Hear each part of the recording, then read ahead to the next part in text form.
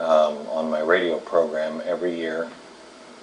It was originally produced by a guy named Eric Chase and Nick Daly. It worked for me, and they're brilliant. And it brings me back to exactly how I felt that day. In the end, you heard the audio. That was actual audio of me on the radio, and I remember reading those headlines as we thought that there would be many more dead that day. I have been playing some of that audio for 8 years now. I'm on the radio between 9 and noon Eastern, and so I watch the memorial services every single year. They haven't changed much. Memorial services here in Manhattan, you could have run a replay of last year's or 3 years, 5 years ago, and Ground Zero to me looks exactly the same as it did. After we went and we marked the 1-year anniversary, I can't help but notice the hole in the ground where the World Trade Centers once stood so proud and mightily. It's still just a hole in the ground. Year after year after year after year. I asked for some pictures. I want to show these to you. We have the jib camera here. This is the World Trade Center in 2002. That's a year after. I stood right here on this bridge. Just about a week after the World Trade Centers went, I stood over here by World Trade Center number 7, and the smoke billowed through the streets, and I will never fully get the smell of that area out of my memory. I will tell you, I told a friend just this year, it's fading. That was 2002. This one is the World Trade Center 2003. This is 2004. This one's 2005. This one's 2006. 2007. 2008. Let me ask you something, America. Show me the difference. Show me the difference. Is this really, this is it? You're telling me that 8 years is too little time in this country to construct a high-rise building? Is this really the best that we can do? You know, my window in my office, I work right down the street, and it looks right at the Empire State Building. The Empire State Building. When we built the Empire State Building, construction began on March 17th, 1930. 57,000 tons of steel in 1930. 3,400 workers. You know how long it took us to build the Empire State Building? 400 days. 400 days. It opened on May 1st, 1931. How about the Hoover Dam? This is a 1,200-foot long, 700-foot tall concrete dam in the middle of nowhere. They started building this in 1931. They finished it 5 years later. Over 100 people died building that dam. You know why?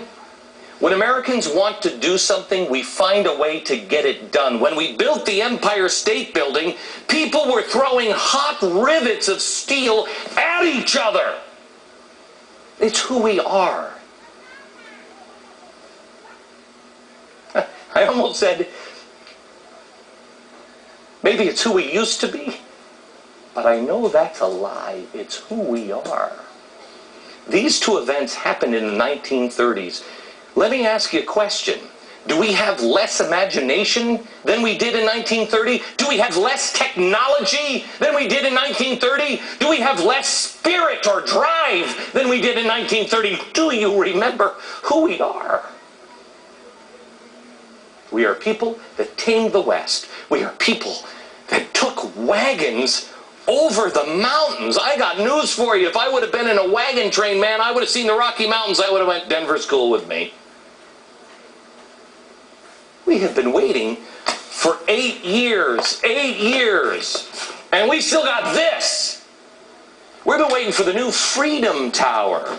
Yeah. We got a hole in the ground. 400 days to build the Empire State Building, and 2,920 days to have this. Will anyone ask, why? What does it even mean to be an American anymore? You know what? Let me tell you something.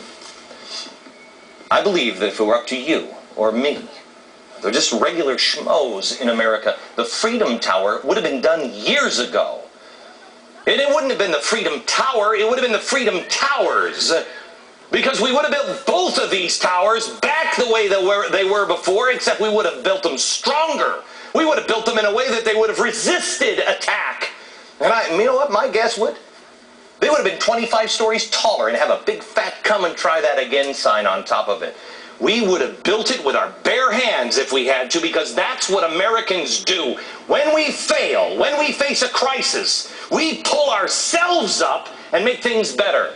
I believe the only reason we haven't built it isn't because of Americans. It's because we're being held back. And who is holding us back?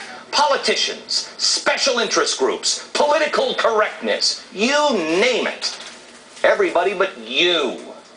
You know why we're not even calling it the Freedom Tower anymore? It's going to be One World Trade Center. One World. Isn't that great? Oh, might be too offensive to call it a Freedom Tower. We sure wouldn't want to have anybody offended by that. We want to make sure we have the occupancy there. Really? They used to call it the Empty State Building. You want somebody who's offended by freedom in that tower? Who could that be? Oh, well, China. I don't want anybody in the Freedom Tower who is offended by freedom. Do you? Today on 9/11, remember the victims, but also remember why we were attacked. Remember who we are. We were attacked by the enemies of freedom. What better way to remember the fallen than to build a tower and name it after the very thing that they celebrated every day of their life? To remind us of who we are. We have forgotten. We're not Europeans, we're Americans. We don't run out of burning buildings, we run into them. We are good and decent people, Democrats and Republicans. We are free. Although it seems more and more to me that all those things that we have done in the last years to stay free are going to eventually end up enslaving all of us. Grab it. Grab it while you can. You cannot bottle freedom. You can't steer it. It just is. But you can live it. You can pursue your dreams here. At this moment, you can still pursue your dreams.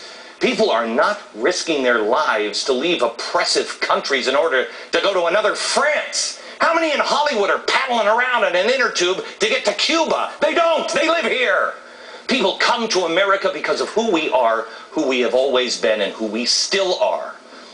You get the politicians, the special interest group, the corruption, the hell out of the way, and you let Americans build the Freedom Tower. Send a message to the rest of the world. You cannot keep us down. Anything you try to destroy will only make us stronger. And here's a message to those in Washington. Get the hell out of the way. That scar, this scar at the end of the island, that is your monument of what you've done. That's what you do with a tragedy or emergency. Beat it. Let's give Americans a chance to do it themselves. Because the American spirit is still alive. You have awakened a sleeping giant. We have had enough.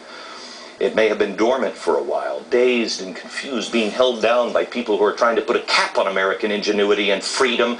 But I believe that's about to come out of the smoke and dust itself off and declare itself free again.